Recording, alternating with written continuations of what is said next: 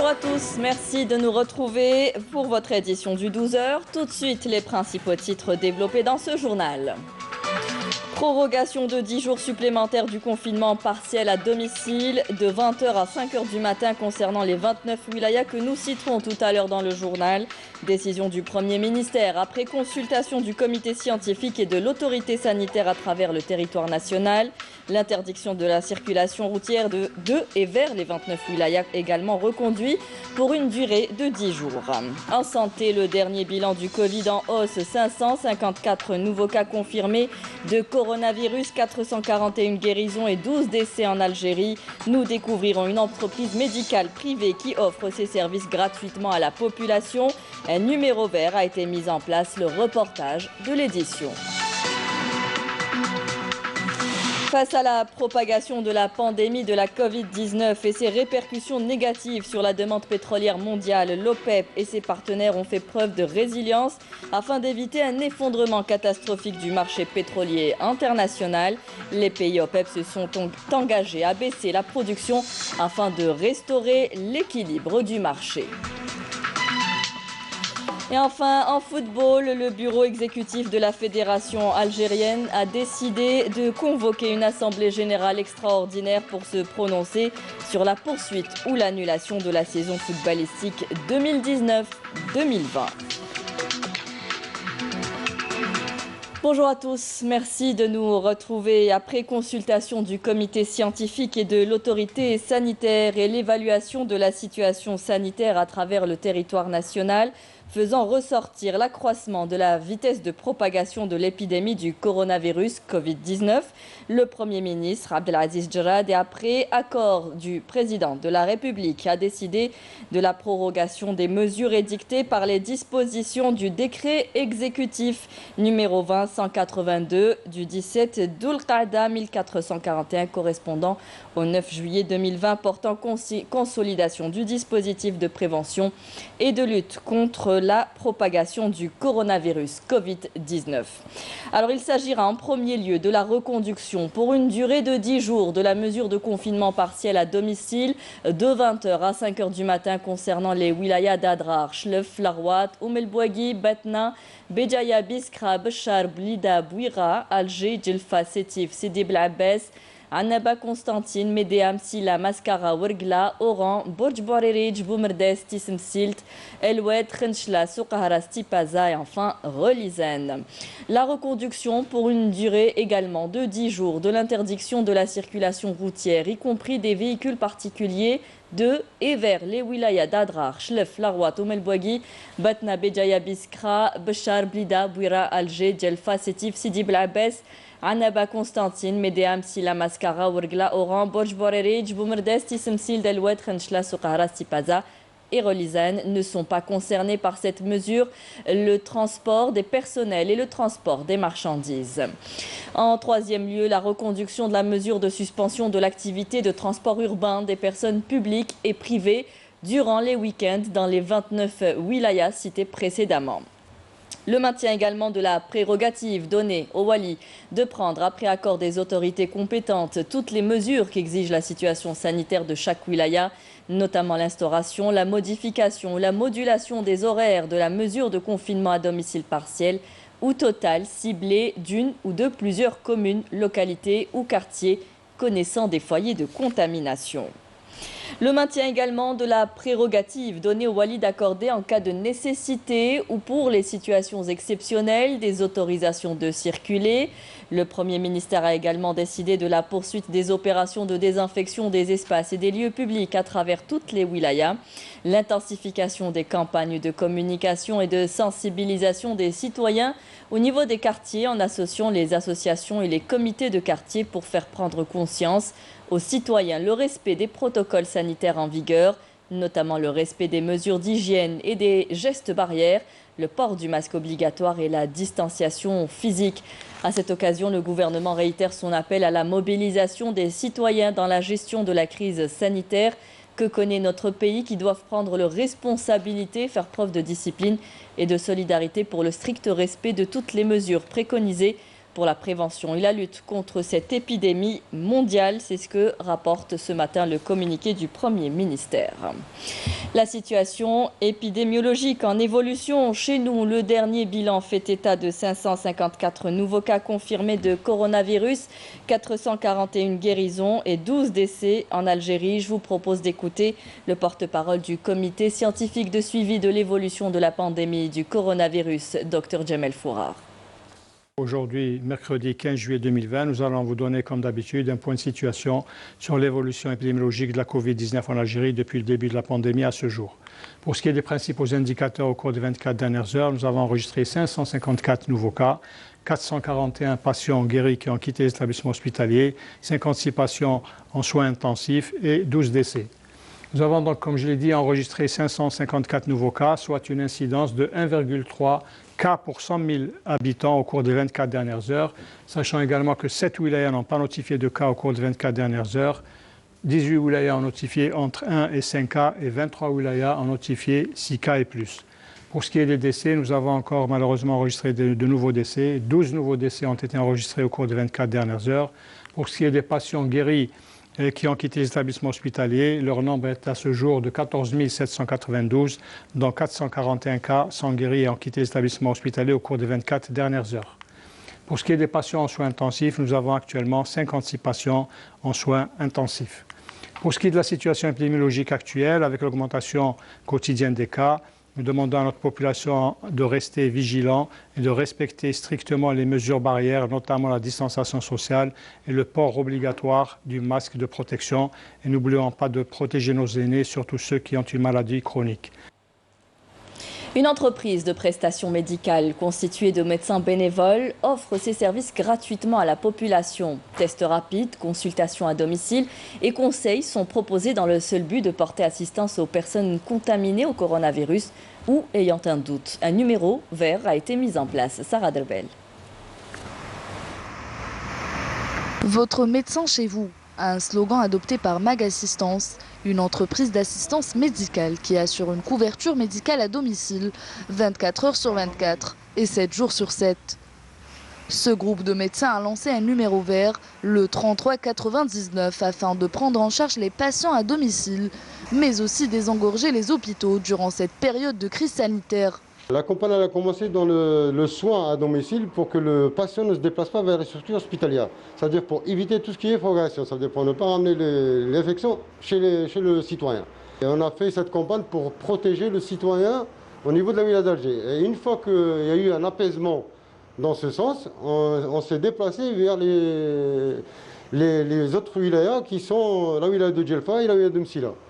Et la wilaya de Ouargla, nous on passe un message à toutes les structures et sociétés privées et étatiques. S'ils veulent nous rejoindre dans cette campagne, ils seront la bienvenue parce qu'on voudrait bien que cette initiative se rende sur le territoire national. Dès leur arrivée le matin, ces médecins sont prêts à partir pour apporter une assistance médicale dès la réception d'un appel d'urgence. Avec cette saison d'infection par le Covid et tout, on est amené à faire des tests à domicile pour les malades suspects. Malades par exemple qui présentent une désaturation, une hyperthermie, des problèmes respiratoires. En général, ce sont des malades qu'on suspecte. À peine installés, ces deux médecins viennent de recevoir un appel urgent d'un patient qui présente des symptômes de coronavirus. Bon, un petit malade, on va gérer, Inch'Allah, ok?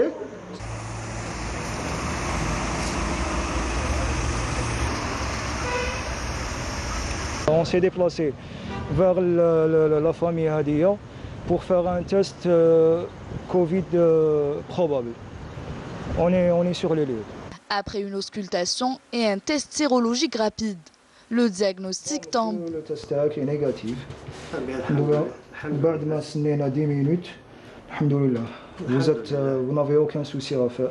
Ce test est nécessaire pour toute personne quand même qui dépasse la soixantaine, parce que cette maladie ne pardonne pas.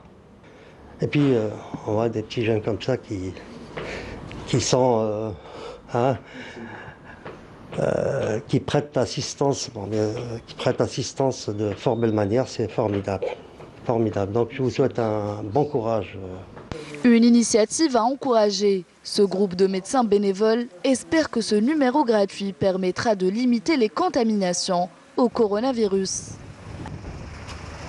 Les principaux remparts contre ce virus, le port du masque. Face à une pénurie enregistrée au tout début de la pandémie, beaucoup de volontaires se sont mobilisés pour les confectionner localement. C'est le cas de cette association basée à Adrar qui a transformé un atelier de couture en un véritable atelier de production de bavettes. Des centaines de masques sont distribués quotidiennement et gratuitement. Yamina Saïdi. Pas de patron ni de long coupant de tissu. Cet atelier de couture est dédié exclusivement à la fabrication de masques de protection. J'ai appelé les filles qui se sont portées volontaires. Nous avons acheté du tissu et des produits désinfectants et nous avons commencé la fabrication de masques pour les personnes qui ne peuvent pas se permettre d'en acheter. C'est du tissu jetable sur 3 couches, une couche blanche et 2 bleues.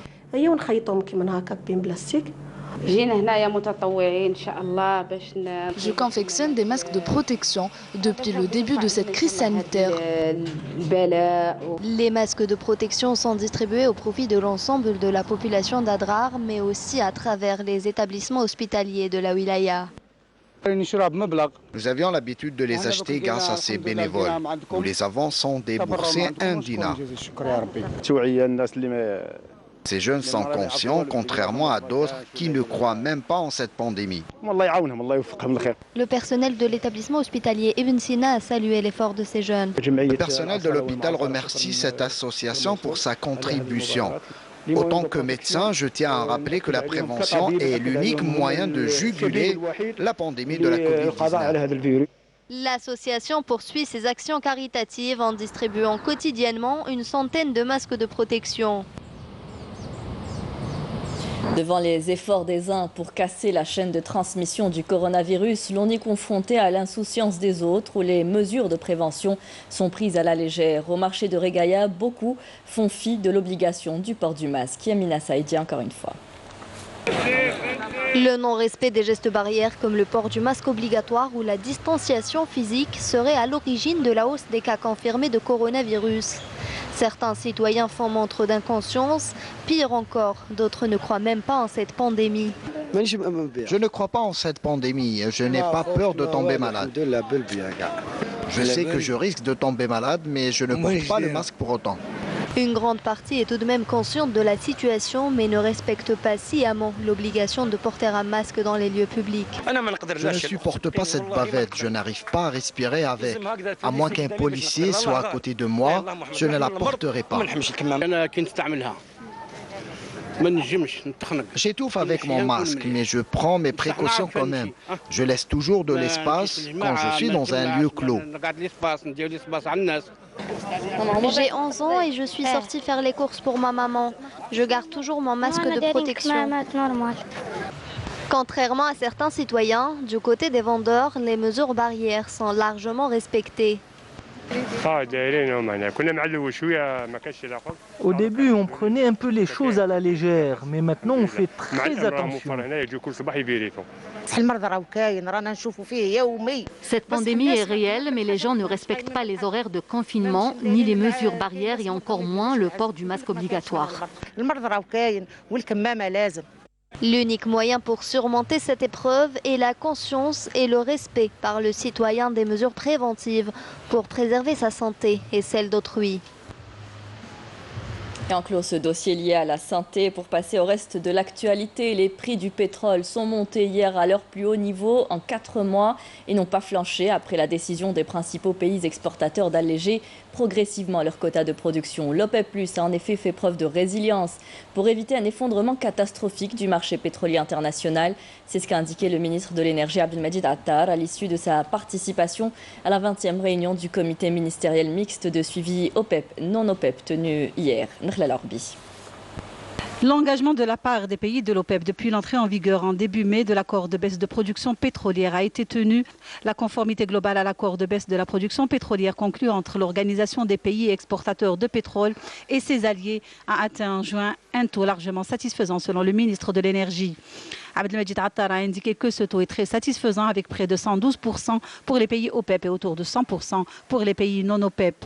Attar a rappelé que le respect de ces engagements a permis de tirer à la hausse les prix du baril qui se situe actuellement entre 42 et 43 $ pour le Brent. En effet, la production de l'OPEP a de nouveau reculé au mois de juin, selon le rapport mensuel du cartel paru hier, attestant du sérieux de chacun de ses membres à se conformer aux coupes drastiques.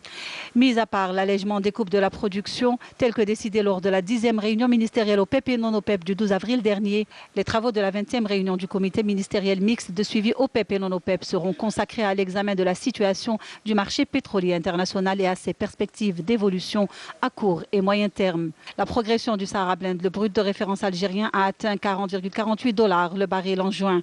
Cette hausse intervient dans un contexte de début d'amélioration des prix de l'or noir en 2020 à la faveur de la reprise graduelle de la demande et des efforts de l'OPEP et ses partenaires pour stabiliser le marché pétrolier qui ont entamé depuis le 1er mai dernier une importante baisse de production. Pour rappel, lors de la 179e réunion de la conférence ministérielle de l'Organisation des pays exportateurs de pétrole et de la 11e réunion ministérielle des pays de l'OPEP+, tenue en juin dernier, plusieurs décisions ont été adoptées visant à assurer la stabilité des cours de l'or noir et permettre d'absorber les surplus encore sur le marché. Les ressources minières sont justement une alternative pour compenser une partie des pertes engendrées par la chute des cours du pétrole. Le gouvernement a depuis peu mis le cap sur les mines. Il est attendu une exploitation optimale et transparente de toutes les potentialités minières dont dispose le pays. Pour cela, une feuille de route a été déroulée par la tutelle. Les détails avec Adel Boukhams. Fraîchement installé au poste de ministre des Mines, Mohamed Arkab trace la feuille de route d'un secteur censé être créateur de richesses et d'emplois, mais également une alternative aux hydrocarbures. Une feuille de route basée sur plusieurs axes, tous aussi importants les uns que les autres. Le gouvernement a adopté récemment une stratégie définissant les axes de développement de notre secteur. Le premier concerne l'identification des potentialités minières du pays à travers une cartographie géologique détaillée des données de ce secteur. Le second est celui de l'exploitation réelle des mines existantes. Pour Mohamed Arkab, le facteur humain est à même d'assurer au secteur minier son expansion.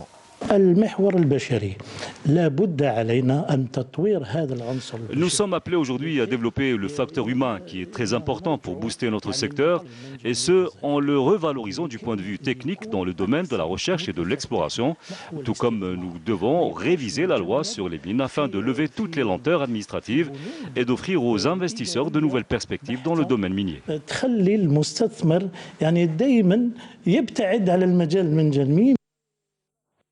En attendant la révision de la loi sur les mines, le secteur devrait connaître des jours meilleurs, notamment après la mise en exploitation dans les plus brefs délais de la mine de fer de Garjbilet à Tindouf, du gisement de zinc et de plomb d'Oued Amizour à Béjaïa et la relance du projet de fabrication de produits phosphatés à Al-Aouinet dans la wilaya de Tébessa.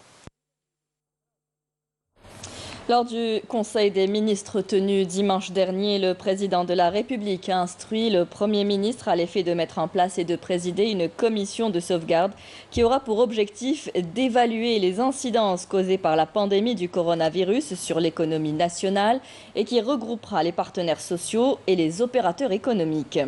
À ce titre, le Premier ministre a convié les partenaires sociaux et les opérateurs économiques à une rencontre qui se déroulera à El Orassi, à l'hôtel El Orassi, samedi prochain. 18 juillet, prendront part aux travaux de cette rencontre plusieurs membres du gouvernement. À cette occasion, il sera procédé à la mise en place de cette commission de sauvegarde.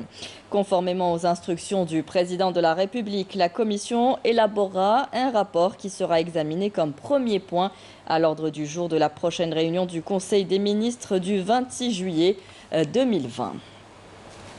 Dans le cadre de la lutte antiterroriste, un détachement de l'armée nationale populaire a découvert hier un fusil à répétition et divers objets, et ce lors d'une opération de recherche et de ratissage menée près de la localité ou dans la localité de Chaoun, dans la commune de Darag, wilaya de Médéa, en première région militaire, selon un communiqué du ministère de la Défense nationale. Dans le cadre de la lutte contre la contrebande et la criminalité organisée, un détachement combiné de l'armée nationale populaire a appréhendé en coordination avec les services service des douanes. À Msila, 3 narcotrafiquants et saisis 26 kg de kiff traités et 2 camions, tandis que des gardes-frontières et des éléments de la gendarmerie nationale ont saisi un peu plus de 46 kg de la même substance. Et ce, lors de 2 opérations distinctes menées près de la bande frontalière à Tlemcen, en 2e région militaire. Par ailleurs, des détachements de l'ANP ont intercepté à Tamanrasset et Borj-Beji Mortar, en 6e région militaire, 4 individus et 19 immigrants clandestins de différentes nationalités et saisi un peu plus de 13 000 litres de carburant destinés à la contrebande, ainsi que 7 groupes électrogènes et 7 marteaux-piqueurs servant dans les opérations d'orpaillage illicite, alors que des gardes-côtes ont mis en échec des tentatives d'immigration clandestine de 12 personnes à bord d'embarcations de construction artisanale à Annaba et à El Qala, rapporte le communiqué du ministère de la Défense nationale. Dans l'actualité internationale, le mouvement contre le racisme et pour l'amitié entre les peuples, le MRAP, a lancé un appel hier à tous les mécanismes onusiens de défense des droits de l'homme à porter une attention particulière aux violations systématiques des droits du peuple sahraoui sous occupation marocaine dans le territoire non autonome du Sahara occidental. Dans une déclaration écrite adressée à la 44e session du Conseil des droits de l'homme des Nations Unies qui se tient à Genève, le mouvement contre le racisme et pour l'amitié entre les peuples a affirmé que ces exactions coïncident avec les demandes incessantes du Conseil de sécurité de l'ONU au respect des droits de l'homme au Sahara occidental, ainsi qu'avec l'appel de la communauté internationale à l'ouverture du territoire aux observateurs internationaux. Forte inondation en Chine, contamination du président brésilien au Covid-19 et canicule exceptionnelle en Sibérie. C'est en bref dans ce résumé commenté par Karim Haïfa. Plus de 6 millions de personnes ont été touchées par des inondations causées par les pluies du 6 au 14 juillet dans la province orientale du Jiangxi, en Chine. Dans toute la province, plus de 650 000 personnes ont été déplacées et près de 600 000 hectares de cultures ont été endommagés. Les pertes économiques directes se sont élevées à 1,7 milliard de dollars. Le président brésilien Jair Bolsonaro dit avoir été à nouveau testé positif au coronavirus, alors que l'Amérique latine et les Caraïbes font désormais état de plus de 150 000 décès dus au Covid-19, dont presque la moitié au Brésil. La région où plus de 3 500 000 cas de contamination au coronavirus ont été répertoriés est la deuxième la plus endeuillée par la pandémie, avec plus de 151 000 morts derrière l'Europe. Bâtiments détruits, voitures brûlées, habitants en détresse, la récente flambée de violence en Éthiopie a laissé des traces dans la ville de Shashaman. Après la mort d'un célèbre chanteur de l'ethnie Oromo, des rassemblements violents ont fait plus de 200 morts. Bill Gates, Elon Musk, Joe Biden, Barack Obama, ces personnalités et bien d'autres ont été visés hier après-midi par un piratage massif aux crypto-monnaies sur Twitter qui remet sur le devant de la scène la question de la cybersécurité. Des messages sur ces comptes piratés, pour la plupart rapidement effacés, invitaient notamment les internautes à faire parvenir rapidement des bitcoins à des adresses spécifiques, prétendant renvoyer en échange le double des monnaies transférées. La vague de chaleur exceptionnelle qui a touché la Sibérie ces 6 derniers mois n'aurait presque eu aucune chance d'avoir lieu sans l'influence du changement climatique provoqué par l'homme, assurent des scientifiques. Les 136 incendies répertoriés ont baissé en intensité cette semaine, mais la plupart des foyers sont considérés comme trop éloignés et coûteux à éteindre selon le service de protection des forêts russes, à travers les immenses forêts de Sibérie, confrontées cet été à des records de chaleur.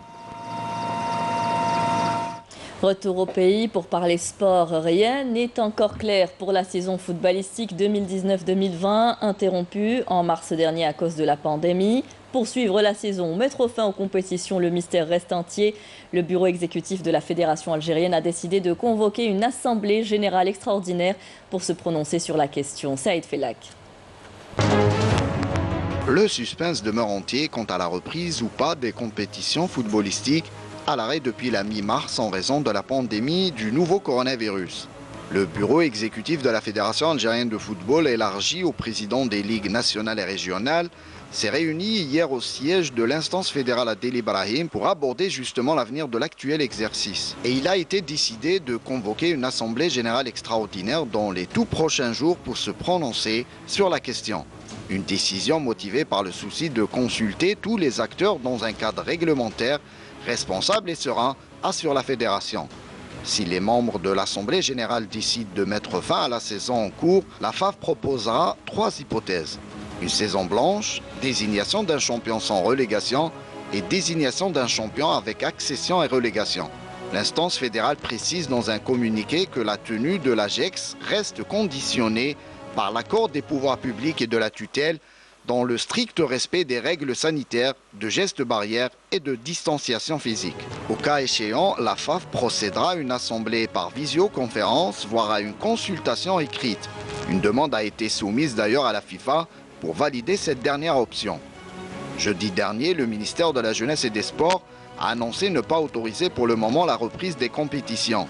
Avant la suspension du championnat de Ligue 1, le CR Belouizdad occupait la tête du classement avec 40 points, devançant de 3 longueurs ses 2 poursuivants directs, l'Entente de Sétif et le Mouloudia d'Alger.